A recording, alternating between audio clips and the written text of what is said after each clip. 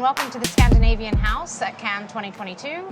I'm Wendy Mitchell, I'm a film journalist. I'm here with the man of the hour, of the week, Ruben Östlund, Swedish director who has his film Triangle of Sadness in competition. Yes. Welcome, Ruben. Thank you. You already won a Palme d'Or. I won another one. You want to? I was going to say, does that take the pressure off? So obviously the Square won in 2017. Does that make you mean, oh, I have to win it again? No, but the pressure was that to get to competition. That was really, everybody was expecting us to be in competition again. So to do the film, it was this burden on the shoulders that we have to get into competition again. So when that happened, then it's like, okay, a big relief, and now we can start aiming for the Palme. Yes. Do you, the film, I'm not sure when this video is going to be shown, but as of right now, nobody's really seen the film yet. Tomorrow. Do you get really nervous to see what people will think and how they will react? I have been on 5 test screenings of the film and been watching the film through 5 times. I know quite much how they will react, I think. But what you're nervous about, at least me, is technical things. You want it to go technically perfect. And you know, every decision that you have done for 5 years now is to make a good screening in Lumiere.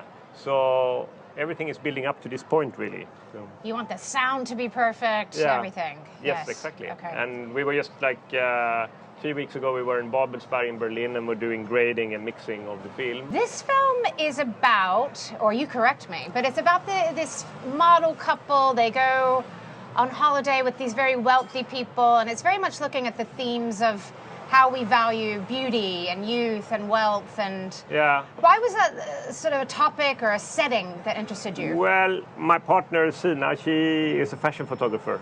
So when we met 8 years ago, I asked her everything about the fashion industry, and I started to think about beauty. And beauty is something that is scary and attractive at the same time, because beauty is part of hierarchies, and beauty can become a currency. Beauty can become something that makes you climb in class society.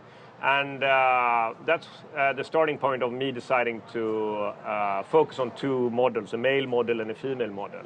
And I thought it was quite interesting that male models earn 1/3 basically of what female models do. So it's one of the few professions where men are earning less than women. So it was something that was interesting to look at inequalities in our society, but from a reversed angle.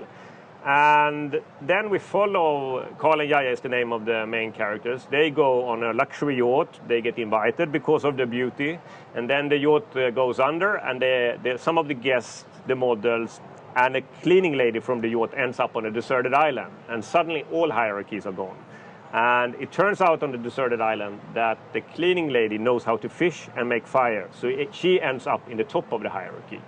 And then it's an interesting question. In which way will the male model use his currency, his looks on the island? So trying to have a behavioristic perspective. Once again, I love sociology to understand human behavior. That approach. Yes. Yeah.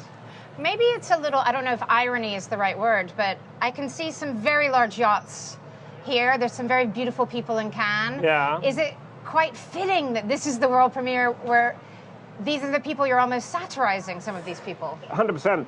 And I mean, also with the Square, I had one scene where there's a monkey performance artist that is doing this outrageous performance in front of a tuxedo-dressed audience. And when I made that scene, it was 100% aiming for, I want to present this in Lumiere. And the same thing this time. I mean, I think what inspires me as a film director is to try to corner myself, try to corner my social group, try to make myself ask questions, try to make my social group ask themselves questions. So, yeah, it's a perfect setup for this film. Okay. And one amazing piece of casting, you've got Woody Harrelson playing this Marxist captain of this yacht. Why Woody was right for this part, and what was it like to work with him? It was a joy. You know, in the beginning when you meet someone that have been a star for many, many years, you have to understand, he must understand that I know what I'm doing. Because I'm like a strange Swedish director for him. Even if I have won the Golden Palme, I have to show him so he can trust me. But after that trust was established, I think that we had a really, really fun working collaboration. Last night we had a dinner. Only thing he was saying all the time, I want to be in the next film, I want to be in the next film. So I think he had fun also. Okay, I think it sounds like it. And the younger actors, you've got Charlby Dean, is a South African-born actress, playing the female model, and the great Harris Dickinson, really exciting young talent. Yeah. How did you come to, you spent a long time casting them, is that right? I love to do casting because I also use it as a part of the writing process. So what I do, for example, one of the scenes is called the bill scene. And it's a man and a woman sitting at the restaurant. The bill comes on the table. Who will pick it up? And here we have some gender expectations that the man should pick it up. And I was trying out that scene. I was playing the female part sometimes, and sometimes I was playing the male part towards the female actors. And I did improvisations around that setup. And it was so interesting to see what the actors were adding. And I think that Charlby Dean was super in putting pressure at me as a man, making me feel like, I lost all my malehood. Yeah. And I think Harris Dickinson in that scene was, expressing the dilemma you feel as a man. You want to stand up for yourself, but at the same time, you definitely don't want to lose your malehood. So it's something delicate and fun with that situation that I used when I was doing the casting. And I was doing this in Paris, in Berlin, in Stockholm, in LA, in New York. And it was, from a cultural perspective, it's interesting to see how they reacted differently a little bit in the different countries. In the US, as a man, to not pick up the bill, that is like, you don't go there. The men there had such a problem to deal with that scene and not pick up the bill. And it was interesting because in France, I think it was two of the female actors, they said, I will make love to you tonight. Why don't you pick it up? So it was so interesting how the currency of sexuality and beauty was in a normal couple relationship situation. Oh, I can't wait to see what happens when they actually, who pays. Yeah. One scene you've told me about, I'm a little bit scared to watch because it's a rough seas, and I think there's some vomiting. Yes. Do you think anybody's going to vomit in the Lumiere when they watch this? I don't know. We did a kind of ambitious set design to be able to film the storm on the yacht. Josefin Åsberg, that is the set designer, she built the whole interior of the dining room of a yacht on a gimbal. So we managed to tilt it like 20 degrees or something like that. So we could actually rock the whole set. When people are watching the scene, it's 12 minutes long, the dining scene, and then the throwing up continues. And we are in this constantly rocking. So actually, maybe, people might get seasick. I might have to take a bag, just in case. Yeah. You've mentioned Woody already wants to work with you again. It's kind of unfair. You're having a world premiere, but you already have ideas for your next film, right? Yes. It's an easy pitch, actually. Okay, let's pitch it. It takes place on a long-haul flight, and it's called The Entertainment System is Down. So, yeah. That does what it says. People have to, without a phone, without any digital stimulation. Yeah, exactly. And I was thinking, at the beginning, passengers kind of accept, the entertainment system is down. But it's when they are offered a mineral water and a cheese sandwich as compensation, that's when they get angry. Yeah. We need more than that. Yeah. And, I'm sure you're excited to show the film, but what else do you do in Cannes? Do you get to have some fun?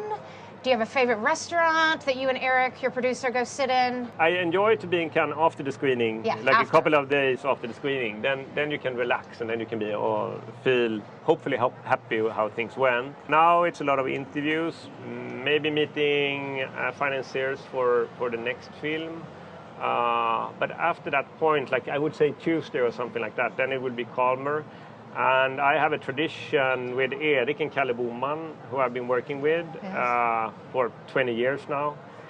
We always go to a little restaurant, I don't know the name actually, and there we sit down and we talk about the next project together. And we have already decided that we will go and do that now also. So. Good, so you'll have a moment to be creative. Hopefully. Amidst the madness. Yeah. And what do you hope happens tomorrow? When you're sitting in there, do you like watching it with an audience? No,